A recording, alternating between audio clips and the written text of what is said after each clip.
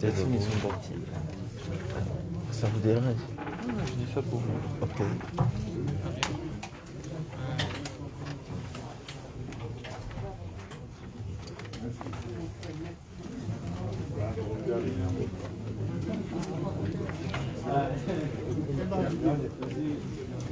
Parce que sinon on va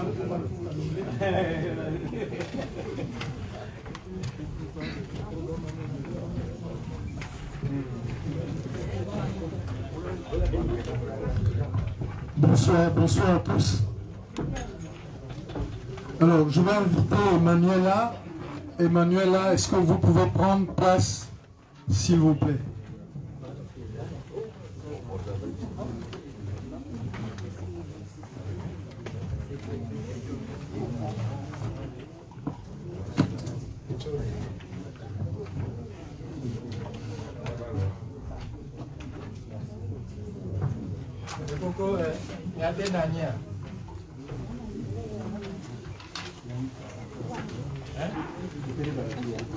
En principe, non.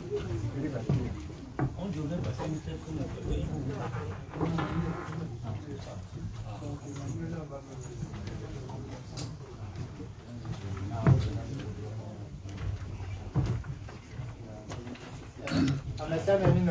S'il vous plaît, chacun à sa place.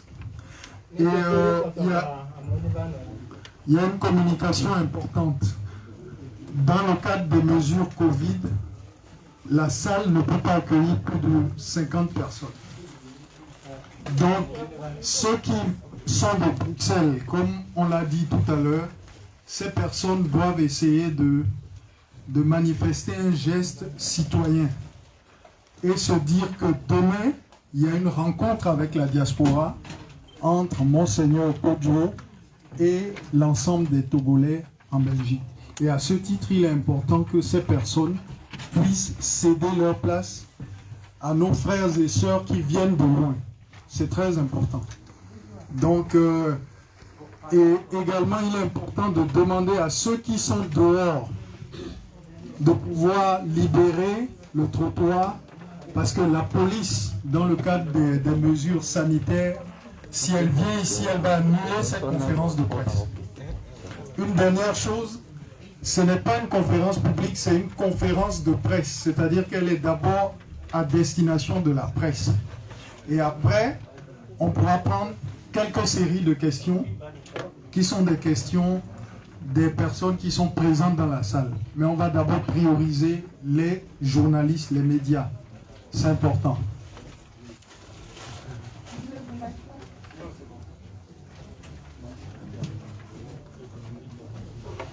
Alors, je crois que le président du comité d'organisation, il est là. Je vais lui demander de venir à mes côtés. Monsieur Philippe Amedodji. Chers amis, ceux qui sont dehors, ceux qui sont debout, veuillez prendre place, s'il vous plaît. Ceux qui sont dans le couloir, soit vous venez vous installer, soit vous êtes obligés de sortir parce qu'on ne peut pas avoir des gens debout un peu partout dans la salle. Soyez compréhensibles, s'il vous plaît. Alors, sans plus tarder, je vais donc me présenter. Je suis Olivier Dossou. Je voudrais saluer l'assistance, saluer tout le monde et vous dire combien nous sommes heureux de vous accueillir ici en ce 20 mai 2021, à l'occasion donc de cette conférence de presse. Et saluer également chaleureusement et avec beaucoup de déférence Monseigneur Podjo, qui, malgré le poids de son âge et de ses responsabilités, a accepté d'être parmi nous cet après-midi. Je voudrais qu'on puisse l'acclamer avec votre autorisation.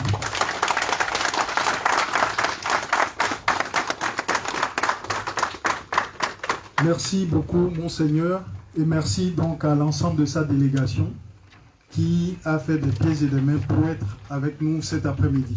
Alors, je voudrais également m'excuser donc pour le retard qui a été pris dans le démarrage de cette conférence de presse. Et donc, nous allons rattraper le train et essayer au mieux d'apporter des éclairages à l'ensemble des questions qui se posent dans le cadre de la tournée européenne de Monseigneur Podjo. Alors, je voudrais également préciser que cette conférence de presse a une portée panafricaine. Ça veut dire quoi? Ça veut dire qu'elle s'inscrit dans le cadre d'une mutualisation, d'une union des populations et des fils d'Afrique face à la situation et à la tragédie du peuple togolais. C'est très important. Désormais, le peuple togolais n'est pas seul. Il doit comprendre qu'il y a également des frères d'autres pays d'Afrique, du Bénin, du Sénégal, de la Guinée-Bissau, du Congo, du Cameroun, du Congo-Brazzaville, du Gabon, etc., etc., qui sont aux côtés du peuple frère du Togo. Donc ça fait plusieurs décennies que la crise et la tragédie togolaise durent. On espère qu'elle connaîtra rapidement un heureux dénouement pour le bien-être des populations et la dignité du peuple togolais et également du peuple africain. C'est important de le signaler. La dernière chose, c'est de dire également que la portée panafricaine de cette conférence de presse est liée également au fait que dans quelques jours, nous allons fêter donc le 58e anniversaire de l'Organisation de l'Unité africaine qui deviendra par la suite l'Union africaine au sommet de Sirte en 1999 à l'initiative du guide de la Jamaïrie arabe libyenne Muammar al-Kadhafi. Donc l'Union africaine aujourd'hui est une association d'États, mais elle n'est pas encore au service des peuples africains.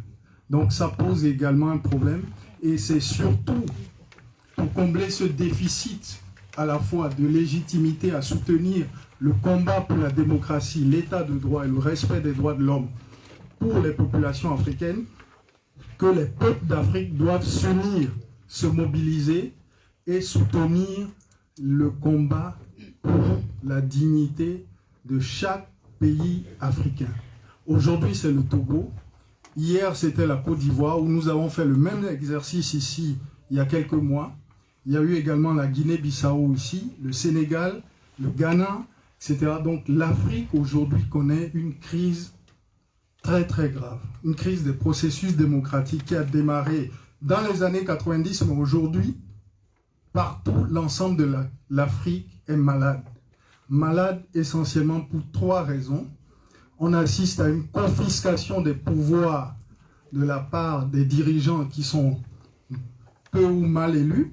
Vous avez également des violations massives de droits de l'homme. Et en dernière position, vous avez une paupérisation des Africains qui sont obligés, pour avoir un mieux-être, de fuir par le désert, d'aller mourir dans la Méditerranée. Donc, c'est pour essayer de comprendre tout ça et surtout la tragédie du peuple togolais que Monseigneur Kodjo et l'ensemble de sa délégation apportera donc une série d'éclaircissements à l'assistance et à la presse qui est dans cette salle. Alors, sans plus tarder, je vais inviter donc le président du comité d'organisation à vous dire un mot d'accueil, à vous saluer et à surtout remercier ceux qui ont fait de longue distance pour être parmi nous cet après-midi. Monsieur Philippe Amedodji, je vous prie de l'ovationner, s'il vous plaît. Alors, Philippe.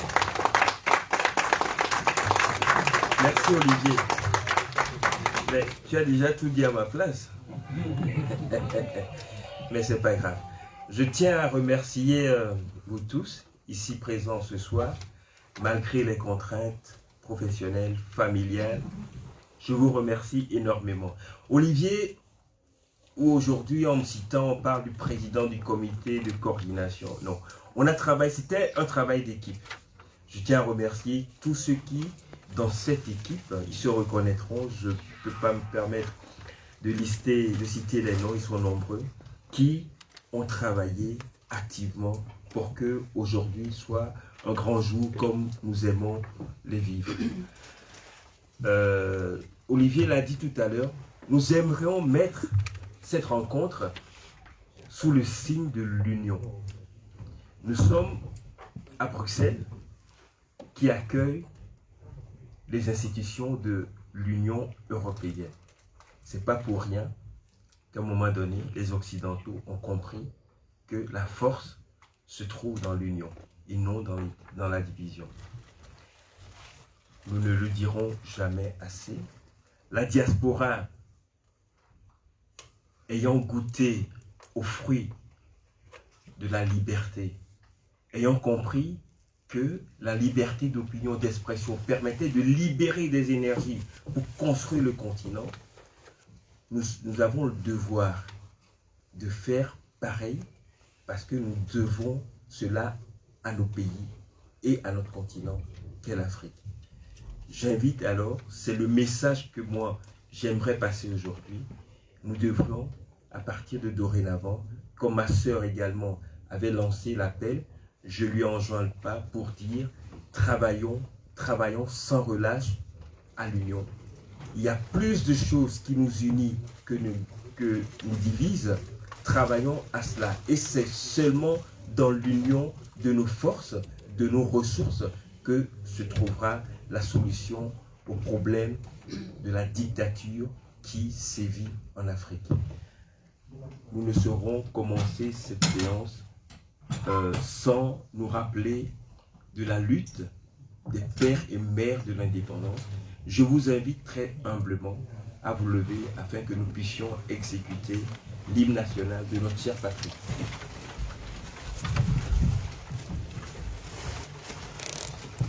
Salut à toi, pays de nos aïeux, toi qui les rendais forts, paisibles et joyeux, cultivons vertu, vaillance pour la postérité. Que viennent les tyrans, ton cœur soupire vers la liberté.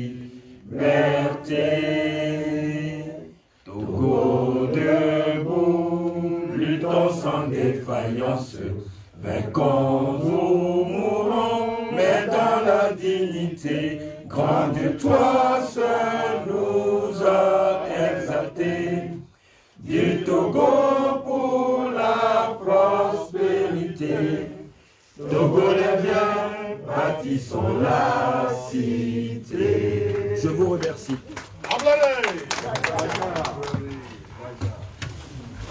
Merci Philippe Ahmedodji. Alors, je vais donc, sans plus tarder, inviter à la lecture de la déclaration préliminaire qui va se faire et qui est distribuée dans la salle.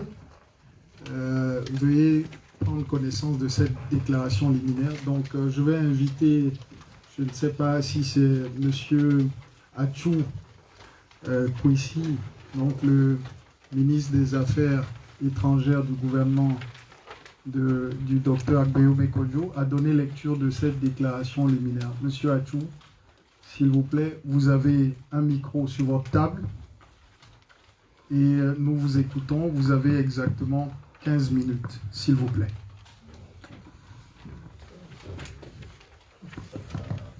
Je pense que je vais être très synthétique.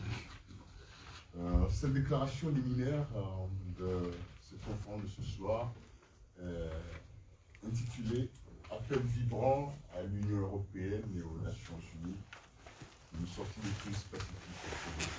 C'est mieux de prendre le micro, surtout pour les médias. Donc je disais que cette déclaration est intitulée Appel vibrant à l'Union européenne et aux Nations Unies pour une sortie de crise pacifique au Togo. Je ne vais pas lire tout le document, je vais être très synthétique pour que le débat soit enrichissant. Le Togo est confronté depuis son indépendance, comme l'a toujours dit le patriarche de la nation, son excellence M. Philippe Kodjo, à une crise spirituelle. Il y a un incident fondateur de la République du Togo que beaucoup de gens ne savent pas. Mais après, ça s'est grevé avec l'assassinat du père de l'indépendance, Sylvanus Olympio, une crise managériale qui va devenir une crise politique et managériale. Cette crise, au fil des années, où la vision de souveraineté, de véritable indépendance, il y avait déjà la souveraineté monétaire, la souveraineté politique, tout ça s'était plombé. Et donc notre pays, au fil des années, de la moustère colonie qu'elle était pour les Allemands, colonie modèle à l'indépendance, selon des experts français, le Togo est devenu l'orphelinat de l'humanité.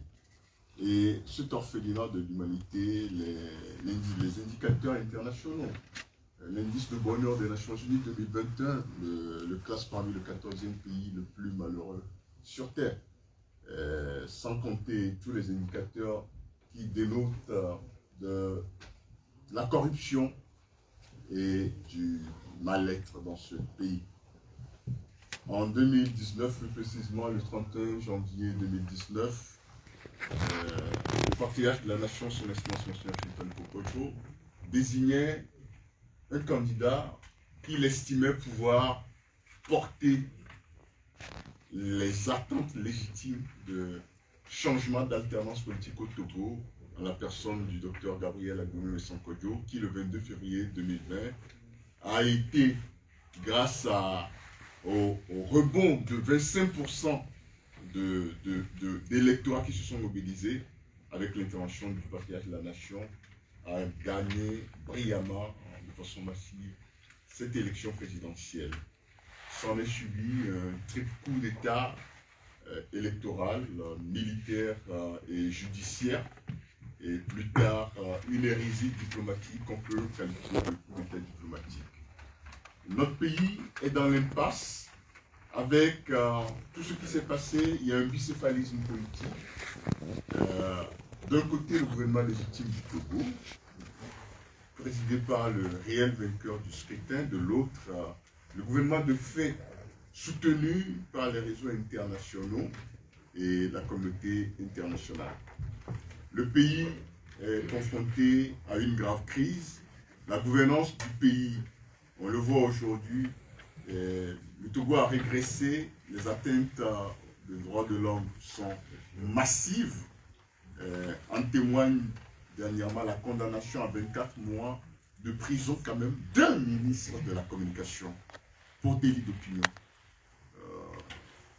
L'arrestation du conseil spécial du président, M. Paul Michel Beto, manger, vêtir, le minimum des droits est violé au Togo. Et ceci avec une complicité passive devenue active depuis le 4 mai et le 11 mai de la communauté internationale à travers le groupe des ambassadeurs, le 5, qu'on appelle le G5, qui représente la France, l'Allemagne, les États-Unis, l'UE et le système des Nations Unies. En même temps, ils nous demandent d'apporter notre contribution à une sortie de crise, tout en disant qu'il n'y a pas de crise post-électorale, mais une grave crise. C'est dans ce contexte-là que le gouvernement légitime du Togo, par rapport à leur requête, a transmis d'abord une résolution condamnant cette posture impérialiste vis-à-vis du peuple togolais, et ensuite un mémorandum de sortie de crise pacifique. Ce mémorandum, si vous voulez, c'est un plaidoyer pour que les valeurs de liberté, de démocratie, d'humanisme qui ont fondé la Société des Nations, et surtout après la Seconde Guerre mondiale, les Nations Unies, l'Organisation des Nations Unies, et plus tard, dans un passé récent, l'Union européenne, que ces valeurs qui structurent le droit international soient respectées au Togo, parce que le Togo va vers le pire. Donc, Monseigneur Podjo, comme il a toujours dit, il a apporté la foi, il a amené dans cette lutte la vision christique et chrétienne de la vie, à savoir un monde d'amour, de fraternité, de partage, où le pauvre est porté par celui qui semble être dans une meilleure posture. Un monde qui doit voir l'émergence glorieuse du Togo de l'humanité. Donc le gouvernement légitime du Togo et la dynamique Monseigneur Podjo sont dans une dynamique d'aider notre pays à sortir de cette crise de façon pacifique. Et en faisant le plaidoyer vis-à-vis de l'ONU et de l'UE, c'est sans faire résonance, c'est sans compter le souci de faire résonance à ce qui s'est passé en 58 jusqu'en 60, lorsque le référendum pour l'indépendance du Togo a été obtenu. Donc, nous n'allons pas beaucoup parler au cours du débat. Je pense que nos échanges nous permettront de voir clair. Je vous remercie, M. Olivier Dessous, pour la modération de cette conférence de presse et surtout pour l'excellent travail panafricaniste que vous faites au service des intérêts des peuples d'Afrique. Merci, docteur Atsu. Alors, on va réserver, donc, on va faire légèrement une entorse au protocole de cette conférence de presse. On va réserver le clou vraiment de la déclaration de cette conférence de presse, donc celle de Monseigneur Podjo, après celle de la ministre Madame Pichou, Emmanuela, c'est bien ça. Voilà. Donc je vais vous inviter à prendre la parole et surtout à délivrer un message à l'ensemble de la presse, à ceux qui sont ici et surtout nous expliquer les objectifs qui sont poursuivis par cette tournée européenne qui est organisée par la dynamique Monseigneur Podjo. Et ensuite, nous écouterons avec beaucoup de déférence, donc Monseigneur Podjo. Alors, Madame la Ministre, vous avez la parole. Merci.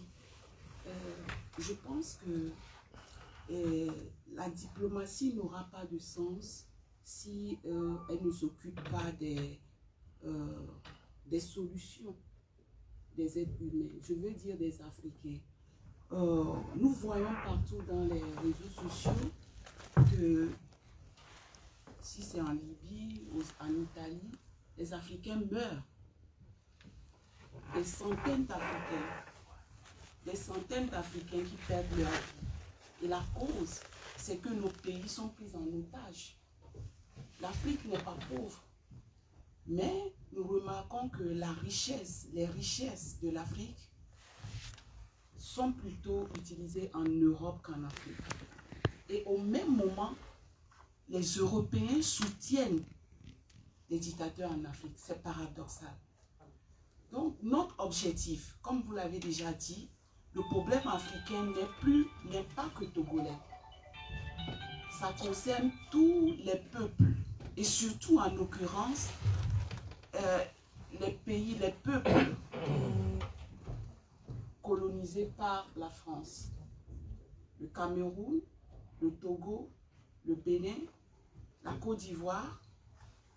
Et je pense que si nous, les Africains, nous nous unissons et que nous fédérons nos efforts, nous pouvons avoir gain de cause. Nous devons d'abord nous respecter et imposer ce respect aussi à nos pays d'accueil. Et je pense que ce que le prélat fait, c'est émouvant de voir un homme de 91 ans qui dit que moi-même je serai à Bruxelles, la capitale européenne, pour porter la voix des sans-voix. Et c'est à saluer. Quand j'ai vu aujourd'hui nos compatriotes, je me suis dit, c'est pas un parti politique qui nous unit, mais c'est plutôt le Togo. Et après le Togo, c'est l'Afrique de l'Ouest. Et après l'Afrique de l'Ouest, c'est toute l'Afrique entière. Donc, mon message à chacun de nous et à chacune de nous, c'est d'être solidaires. Nous ne pouvons jamais avoir les mêmes points de vue. Ça, les Allemands disent que quand vous vous frottez, il y a de l'énergie. C'est quand nous avons des opinions diverses que nous pouvons avoir le meilleur de ce que nous voulons. Donc, de laisser des débats qui ne nous amènent nulle part, de laisser à nous critiquer à longueur de journée. Moi, je me dis, si les plateformes étaient des champs de manioc, l'Afrique n'aura pas de malnutrition, on aura assez. Prenons un exemple banal. En Afrique, nous avons du maïs, nous produisons du maïs, mais on laisse le maïs et nous consommons du blé. Parce que certains ministres qui sont en exercice, ils en profitent. Chacun devient businessman au dos du peuple. Et je ne peux que nous encourager. Et je sais que si la diaspora décide aujourd'hui de dire nous en avons marre des partis politiques, bientôt plus de 50 ans que nous avons la démocratie. Et cette démocratie n'existe que de nom. Dans l'application, c'est nul. Alors, si nous décidons aujourd'hui de dire nous allons porter le Togo et avec le prélat, parce qu'il est un symbole pour nous. Imaginez le prélat aujourd'hui, où est-ce que nous serons? Donc, je nous prie de regarder la misère de ceux qui sont au pays. Et notre misère même, parce que nous travaillons ici, mais nous ne profitons pas assez des fruits de nos efforts. Et bientôt, nous serons à la retraite, nous allons rejoindre nos parents, et le même système est là.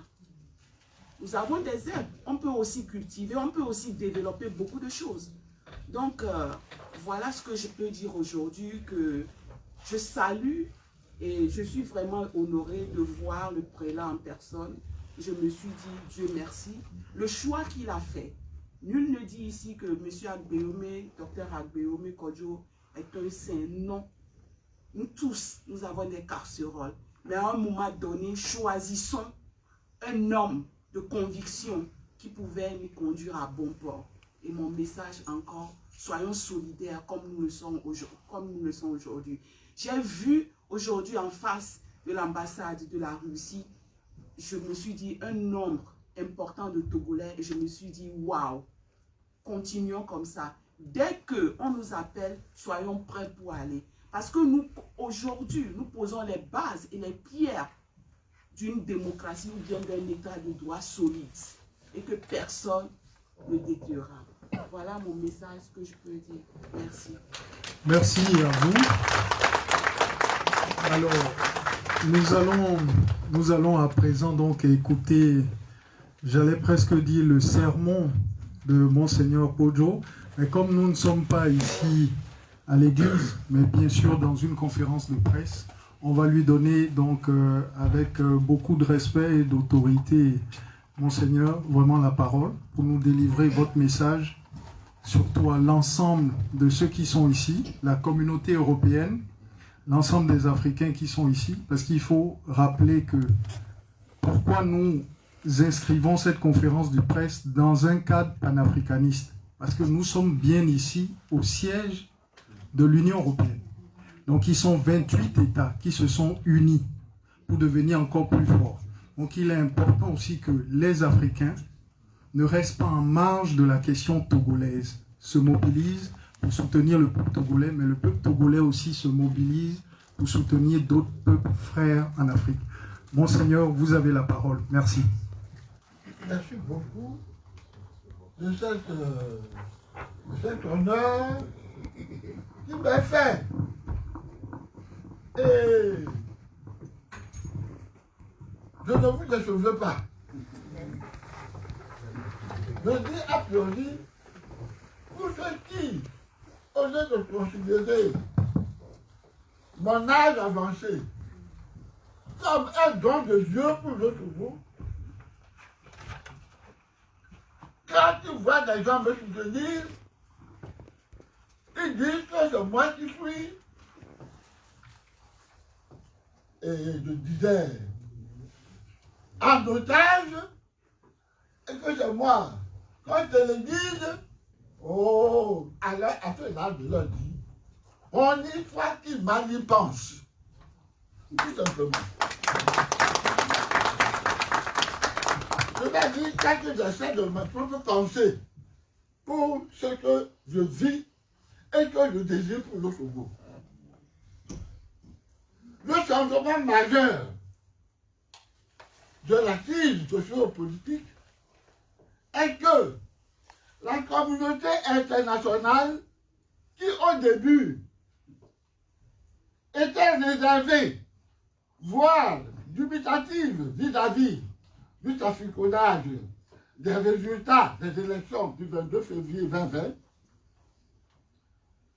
fait volte-face et reconnaît la forfaiture ce qu'il convient d'appeler le coup d'État électoral. Mais c'est après avoir empoché l'argent des pauvres distribué par force. Oui, l'argent des pauvres. Quelle honte! Quelle ignominie! Quelle infamie!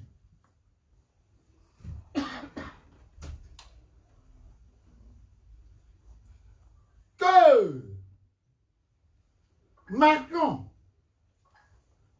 change d'habit et aujourd'hui valide cette signature falsifiée, ce qui saute aux yeux, même vis-à-vis des enfants, c'est incroyable. Ceux qui sont censés faire la promotion de la démocratie et de l'état de droit font plutôt le contraire. C'est-à-dire la promotion de la voyoucratie, du gangstérisme d'État. Je suis pour vraiment choqué, vraiment peiné par ce spectacle affligeant.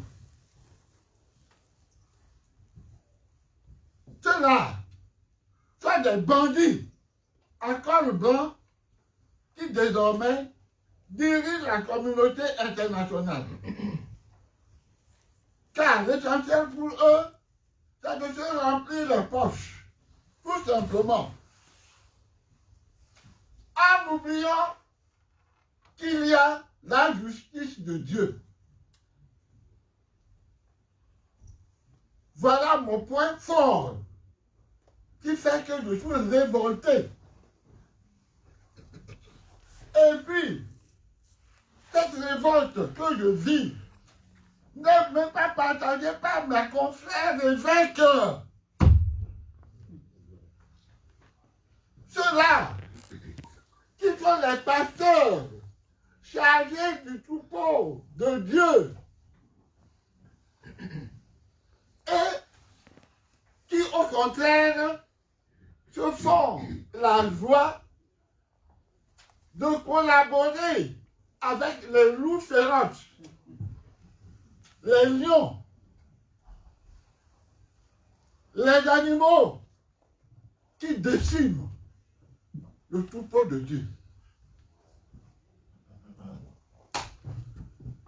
Voilà comment il va essayer de m'écheler. Le jour où il a été invité par le président Faure, qui les a invités en ajoutant qu'il ne veut pas que je me joigne à leur groupe. Je leur ai dit, n'y allez pas. Il va vous exploiter pour cette campagne électorale. Je les ai bel et bien informés. Mais ils sont allés quand même. Et on leur a donné de l'argent. Vous imaginez? Et les évêques ont reçu cet argent. Et ils sont venus me dire que s'ils l'ont reçu, c'est pour réaliser des projets de charité. Oh! Et que c'est les tailleurs même qui vont faire ce travail, mais que c'est la Caritas. Mais la Caritas, c'est votre institution. C'est vous-même. Voilà comment cela a été opéré. Et ils ont écrit un message à tous les catholiques de la nation togolaise pour leur dire que tout l'activisme de Monseigneur Kozuro n'engage que sa signature. Oui, mes amis, je ne me décourage pas. Au contraire, je suis plus décidé à donner à suivre l'exemple de notre Seigneur Jésus-Christ. C'est lui qui a affronté les puissants de ce monde, craché la vérité. Il n'y a pire sourd que le sourd que celui qui ne veut pas attendre. Il doit faire les tours, et non seulement il doit faire les tours, mais ils vont tuer le Fils de Dieu qui a versé son sang. Mais comme lui, le Fils de Dieu, c'est après sa mort que le triomphe a été affirmé par Dieu lui-même et qui a ressuscité son Fils. Moi, je n'ai pas cette vertu de là. Mais je suis décidé. Et je suis sûr, je leur ai dit à mes Togolais, l'élément que moi j'apporte à cette lutte que nous avons engagée pour la vérité pour les pauvres, l'élément que j'apporte, c'est la foi. Par conséquent, avec la foi, on triomphera. Amen. Dieu ne me laissera pas tomber. On triomphera. Amen. Je suis sûr de cela. Je le signe et je le consigne.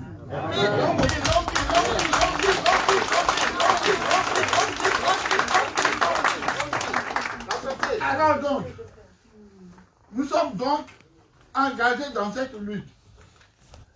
Et ceux sur qui nous avons compté, les instances internationales nous ont complètement déçus. Encore une fois, c'est des gangsters. Tout simplement. Aujourd'hui, ils ont montré leur vrai visage. Par conséquent, c'est le peuple togolais lui-même qui doit s'organiser.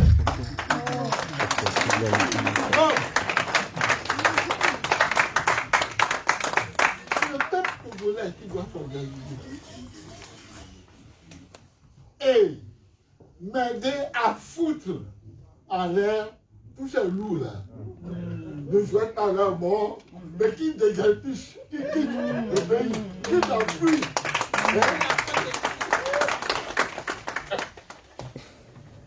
Et puis, je découvre l'ardeur de tous ceux qui ont adhéré à ce mouvement qu'ils vont appeler DMK, Dynamique Monseigneur Bonjour.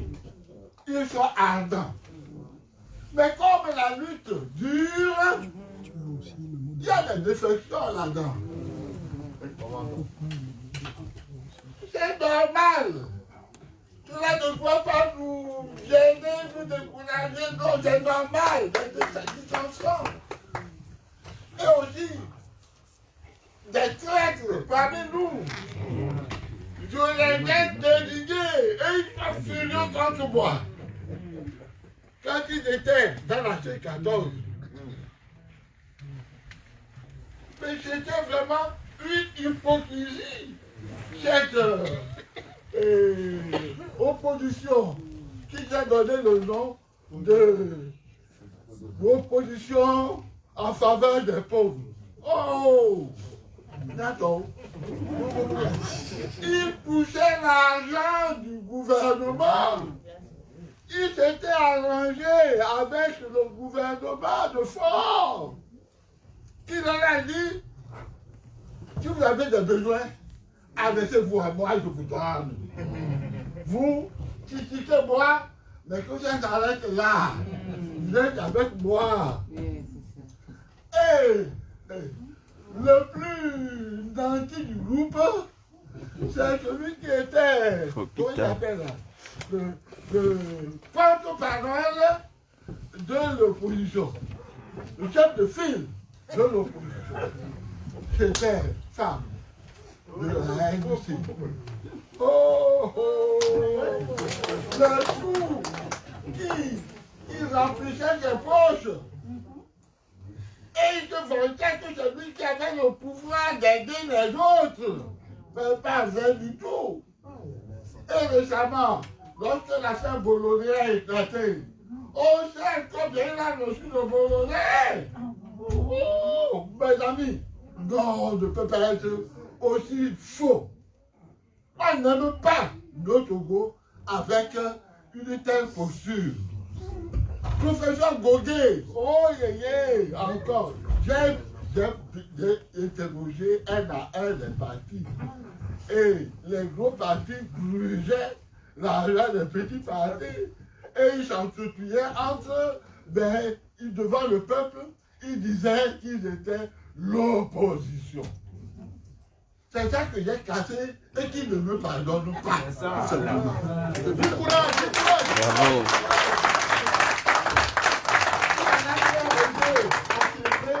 Que la lutte de l'opposition est morte avec Monseigneur Projo. Pourquoi? Si elle est morte, on sait qu'il y a une raison. Ce n'était pas une vraie opposition. Quand je leur ai parlé de candidature unique, de candidat unique, savez-vous ce qu'ils ont dit? Ils disent, Monseigneur, c'est l'unité, l'union qui fait la division. Oh, quel langage me parlez-vous? L'union qui fait la division. Hein? Alors j'ai dit qu'il y a un proverbe chez nous qui dit que Dieu avait appelé un jour ses enfants et il leur a remis un balai en leur disant, cachez-moi ce balai. Les enfants ont pris le balai à tour de rôle, ils ont essayé, ils n'ont pas réussi. Mais le Dieu dit, apportez-moi le balai. Il a commencé par effilocher les baguettes et les a cassées à un moment donné, le balai. Et tout. L'union fait la force. L'union ne peut jamais diviser la force. Alors, j'ai invité ceux qui veulent répondre à mon appel pour qu'on ait un candidat unique, qu'ils viennent. C'est ainsi que nous avons procédé pour aboutir au choix de Agbeome. Et que ceux-là, Agbeome, que j'ai proposé, et parmi les candidats qui se proposaient pour la candidature des élections, et j'ai demandé au conseil des sages de les examiner un à un et de voir celui qui a le plus de chance, qui offre le plus de chance. Et ils sont tombés tous d'accord que c'est Agbeome qui l'emporte. Et j'ai entériné, c'est tout. Vox Populi, Vox Dei, la voix du peuple, la voix de Dieu, c'est lui. Et je l'ai accompagné moi-même à la campagne électorale. On a parcouru les villes, le monde, tout. J'ai fait ça. À mon âge, mes amis, je ne me vante pas. Oh. C'est Dieu qui travaille. Oh. Ah oui.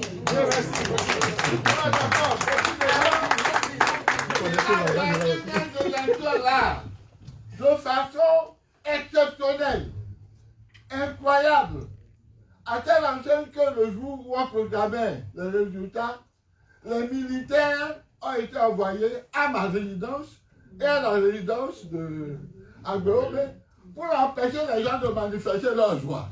Déjà, c'est ça.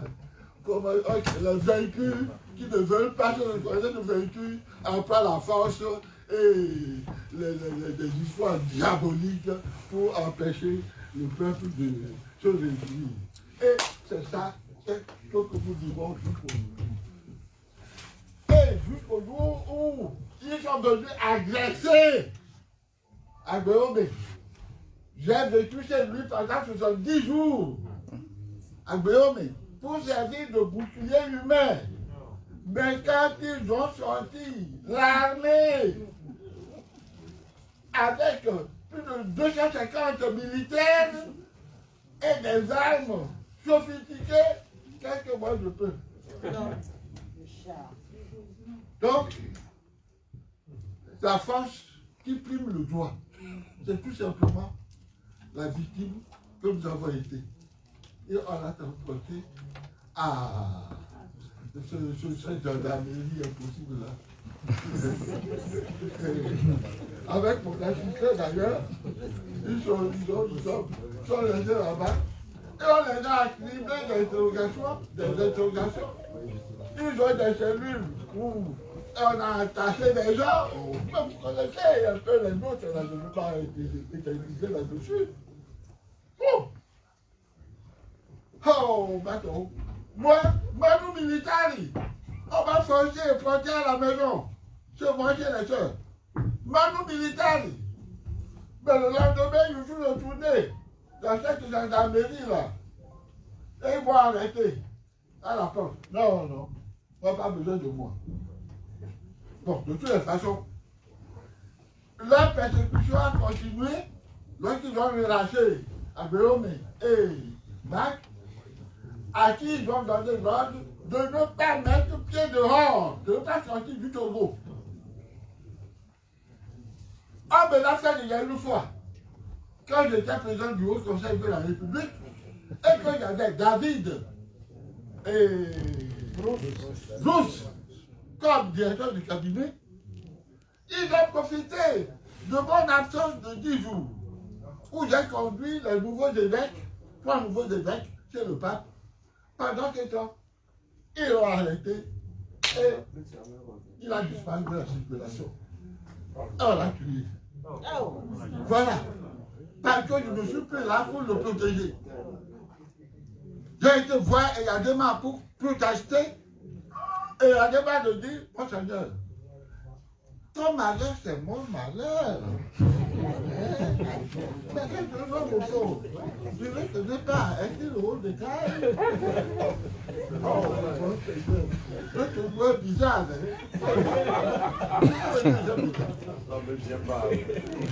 Il y a des matins voyous. Je ne veux pas que la même chose arrive à Marc. À Marc. Qui me fait, qui m'aide dans cette lutte plus que ce que David a fait. Oh, alors, j'ai décidé. Marc, on ira nous réfugier en attendant au Ghana. Quand les choses vont se normaliser, nous reviendrons. Nous pensons à une histoire de 2 semaines. Pour aller au Ghana, si vous savez ce qu'on a fait, nous sommes passés par un chemin, dans la route de Padimé, et puis on a bifurqué par un sentier. Ce sentier, c'est le sentier qui emprunte les camions qui savent ramasser du sable dans un ruisseau là. J'ai dû emprunter ce sentier. Et il aboutit à une rivière. Cette rivière est impraticable. Au moment où on y allait, notre voiture a été enfoncée là. Grâce à Dieu, 2 paysans revenaient les champs et c'est eux qui nous ont aidés à pousser. J'ai marché à pied. J'ai traversé ce ruisseau à pied. J'avais le père de la mission a pu me trouver des bottes qui montaient jusqu'aux genoux. Et c'est ainsi que j'ai pu dégager. Et après, un demi-jambe m'a pris dans le sentier. Un chantier rocailleux. Et les gars, je me suis tombé, je me casse, et me faire bien tout le genou. Et Dieu m'a aidé. Nous y allons, quand on nous a informé qu'il y a des gendarmes, des militaires, et tout comme la frontière du Ghana là qui attendent. Alors nous avons bifurqué pour rester dans une ferme, petite ferme de 3 ou 4, 5 personnes dans une cacahuayenne. On est resté là. Une pluie énorme s'est abattue. Ce qui a mis les soldats en fuite, ils sont partis, les deux bateaux bouillés. Et alors, on a pu nous dégager, nous sommes retournés à Génijan et nous avons pris un Pétacoco. Et une voiture impossible. Mais quand il met le feu de raya, on peut aller au produit. Ah oui, avec ça. Nous sommes arrivés jusqu'à haut. Chez Monseigneur Lodonou, mon ami, mon vieil ami, qui est maintenant grabataire, qui ne s'attendait pas de voir cette nuit-là et débarquer chez lui. Il dit, qu'est-ce qui se passe? Je lui ai raconté un peu notre aventure. Bon Jéhovah! Bon, de toutes les façons, nous avons passé par ces phases-là. Et finalement, nous sommes allés nous réfugier au Ghana. Et nous avons dû payer par mois 2000 euros, 2000 dollars pour location des résidences qui sont mieux les diplômes que nous, au Togo. De toutes les façons, 2000. Nous avons changé de cela 3 ou 4 fois. Parce qu'on nous poursuit. Il ne faut pas qu'on nous découvre. Nous avons fait ça. Et puis, grâce à Dieu et à la débrouillardise de mon assistant, nous avons abordé, nous avons été chez le gouvernement et nous avons demandé d'être logés, de qui nous aide quand même à nous loger. Et c'est ainsi que le gouvernement nous a logés dans un building, voilà, disons, c'est ça, une résidence à 3 chambres, salon, cuisine et tout. Et pour 1 an, ça nous a épargné, parce que l'argent, nous n'en avions pas du tout assez, et puis ça finissait. Donc, j'ai dû téléphoner à mes neveux. Je les ai engagés, débrouillez-vous, votre oncle, il est en train de lutter pour tout le Togo, mais il n'a pas d'argent. Débrouillez-vous, envoyez-vous quelque chose par mois. C'est ainsi qu'eux aussi, à contre-cœur, parce qu'ils ont dit, nous t'en avons aussi. Hein? Aussi. Mais donc nous avons bordé, on voulait border, on dit au point. Puis on s'en est bien dit, oh, de toutes les façons, ils ont acheté, ils ont fait un peu, quelques erreurs. Et nous avons vécu là-bas avec, je dirais, la fourberie des gardiens, excusez-moi. Les gardiens ne sont pas comme les Togolais. Et fille, papa, on se connaît un peu. De toutes les façons, c'est de là que nous avons été chez le, comment ils appellent, le comité de Haut Commissariat pour les réfugiés. Et c'est lui, interrogation sur interrogation, qui finalement nous a délivré le passeport pour les réfugiés. Et puis, ils ont pris les dispositions pour que je puisse venir en Suède, pour question de santé. Parce que quand je suis resté au Ghana, oh, mes amis, c'est Dieu qui m'a sauvé. C'est Dieu qui m'a sauvé. Des malaises que je n'avais jamais eu au Togo. Je suis un porteur de cathéter. On m'a opéré en Allemagne 4 fois. Cancer de la prostate. Ils ont réussi, mais ma peau cicatrise complètement. Alors, l'enfant qui a été touché par le chirurgien a tellement bien cicatrisé que l'urine ne peut plus passer. C'est ainsi qu'une nuit, mon ventre est devenu gonflé d'urine, de crier, de hurler, et le médecin de garde est venu perforer mon pubis et il a fait couler l'urine.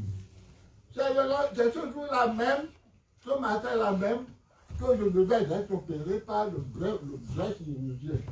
Alors le vrai chirurgien n'a fait plus que s'afficher en mettant un cathéter à la place.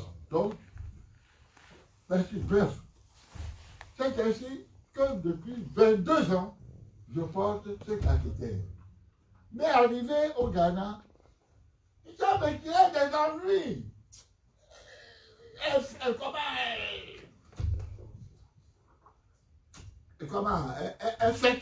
Infection des voies urinaires.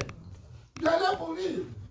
Mais heureusement, le docteur, ce qu'il a été, a trouvé la solution et ça m'a soulagé.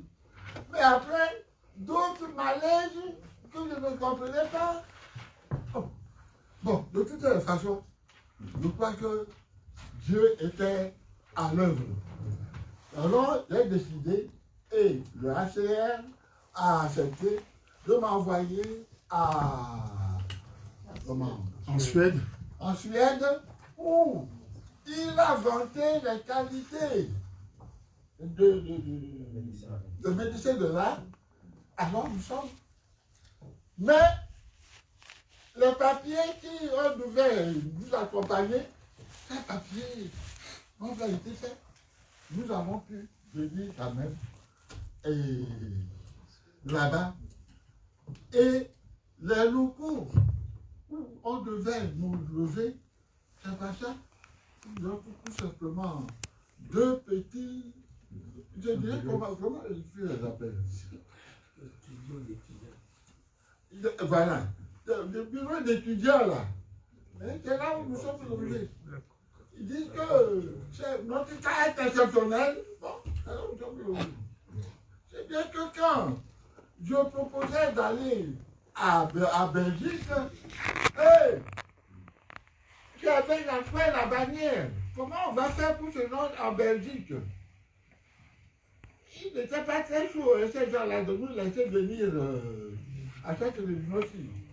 Nous sommes pratiquement débrouillés avec l'aide de Dieu. Et grâce à Dieu, tout le parcours, personne ne nous a demandé de papier.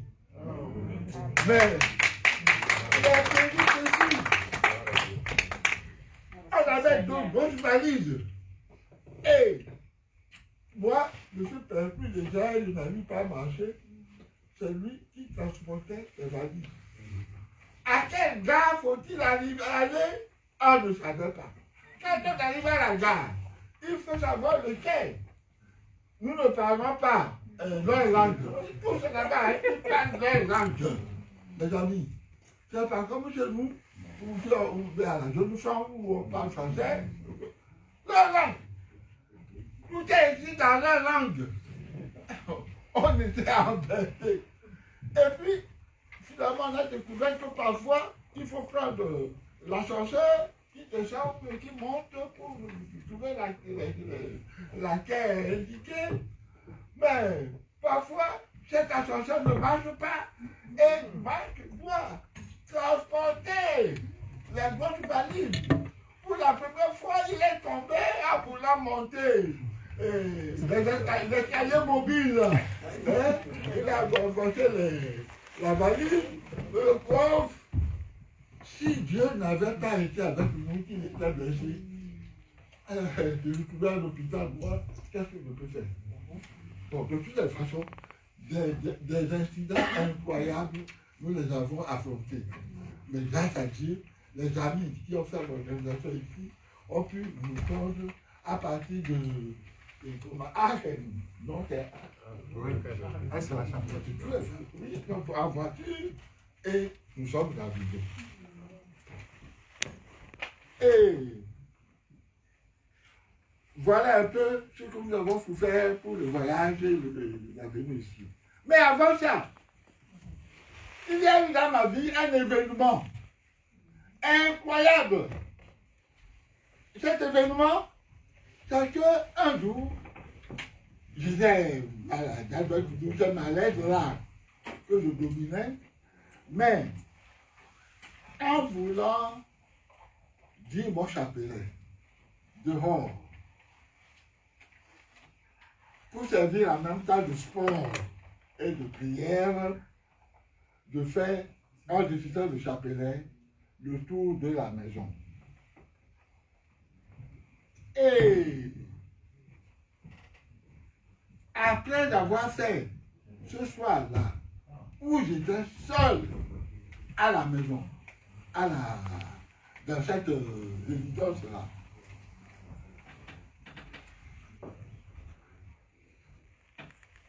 parce que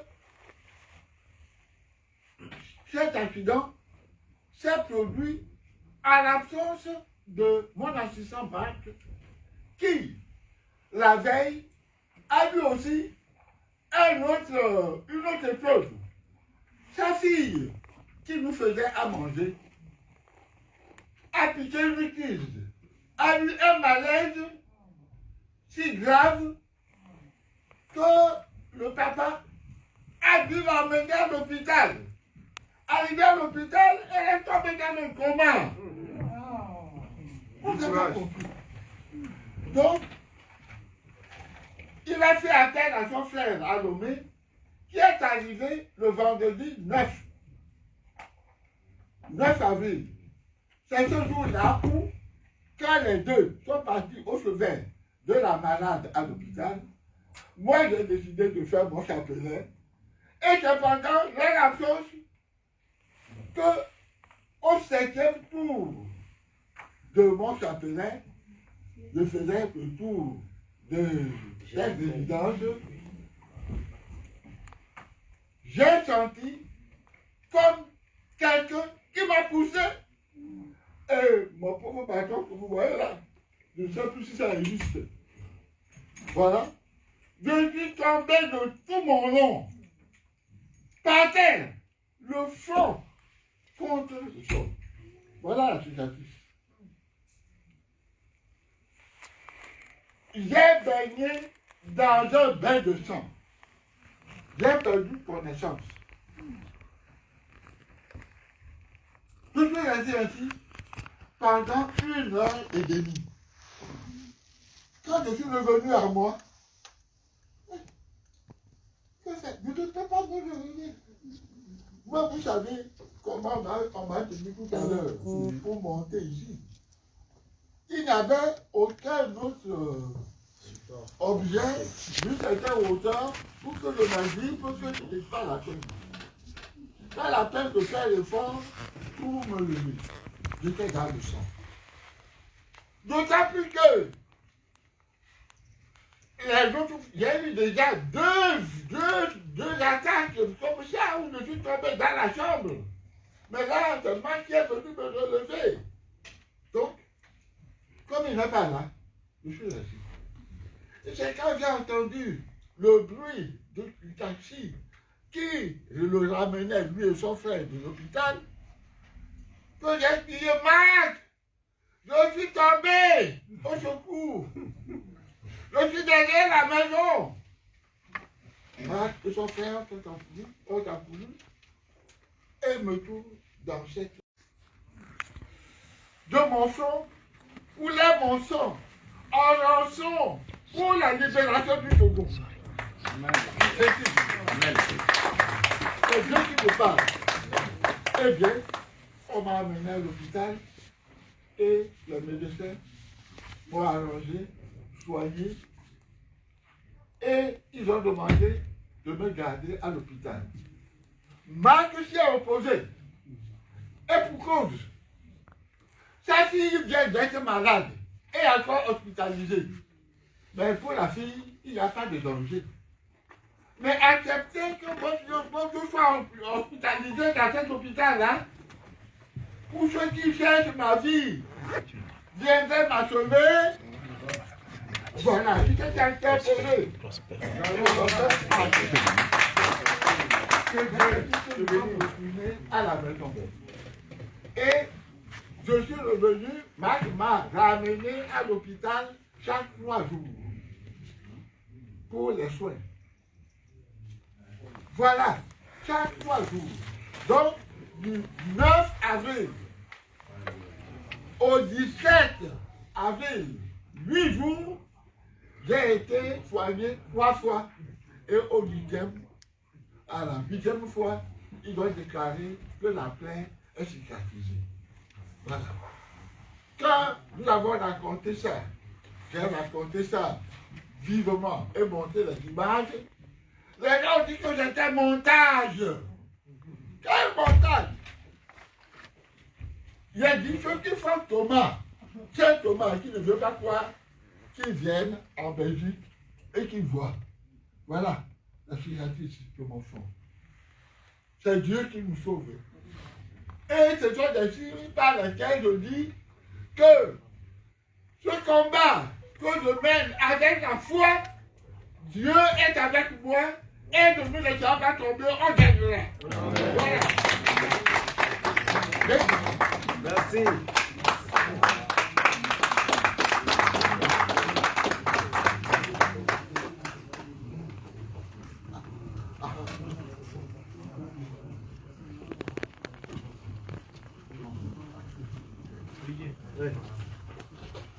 Ah,